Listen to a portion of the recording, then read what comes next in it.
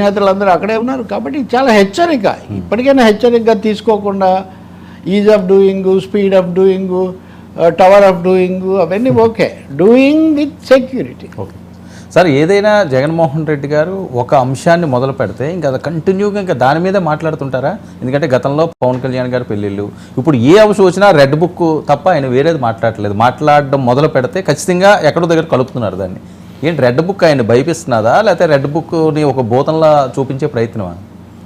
ఏమో భూతం అనండి, లేకపోతే పంచభూతం అనండి, లోకేష్ కూడా అదే అమలు అవుతుంది ముమ్మాటికి. అది నేను ప్రజల మ్యాండేట్ ఇచ్చింది రెడ్ బుక్ కానీ లోకేష్ చెప్పాడండి, చెప్పారు కదా.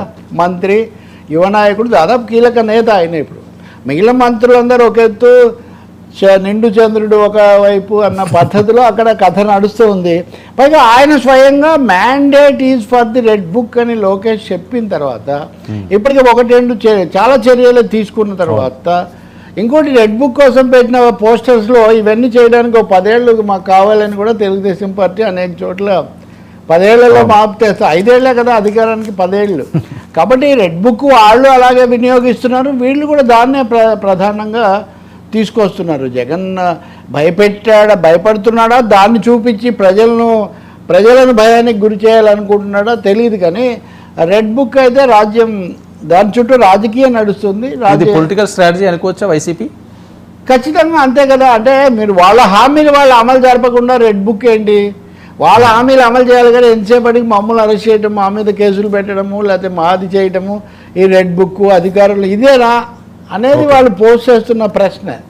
సో దానికి వాళ్ళు ఇస్తున్న ఇంటర్ప్రిటేషన్, వ్యాఖ్యానం ఏంటంటే తమ వాగ్దానాలు అమలు చేసే చిత్తశుద్ధి శక్తి లేదు కాబట్టి డైవర్షన్ కోసం రెడ్ బుక్ తీసుకొస్తున్నారు అనేది. కాబట్టి రెడ్ బుక్ టార్గెట్ అనే దాంట్లో డైవర్షన్ కూడా ఉంది ప్రభుత్వానికి, దాని మీద జరగాలని చూస్తున్నారు. అందుకే జగన్ కానీ దాన్ని పదే చెప్తున్నారు.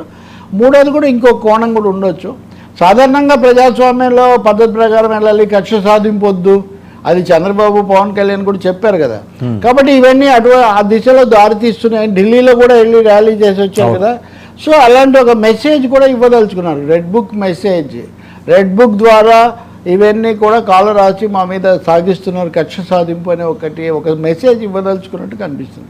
అది వ్యూహమే. ఓకే సరే, ఏంటి జరుగుతున్నాయి ఘటనలు, అవి వీళ్ళు కూడా ఒప్పుకుంటున్నారు కదా, మాకు ఇష్టం లేదు, అందరూ ఇష్టం లేదు అంటున్నారు. అదేదో సామెత చెప్పినట్టుగా అక్కడ అది మటుకు మాయమైపోతుంది. సరే, ఏంటి గడప నుంచి జగన్మోహన్ రెడ్డి గారు ప్రక్షాళన మొదలుపెట్టారు, చాలామందికి పదవులు ఇచ్చారు ఆయన పార్టీకి సంబంధించి. సో ఎలా చూడాలి, ఇంకా పూర్తి స్థాయిలో వచ్చే ఎన్నికలకి ప్రణాళికలు సిద్ధం చేసుకుంటున్నారా ఎప్పటి నుంచి?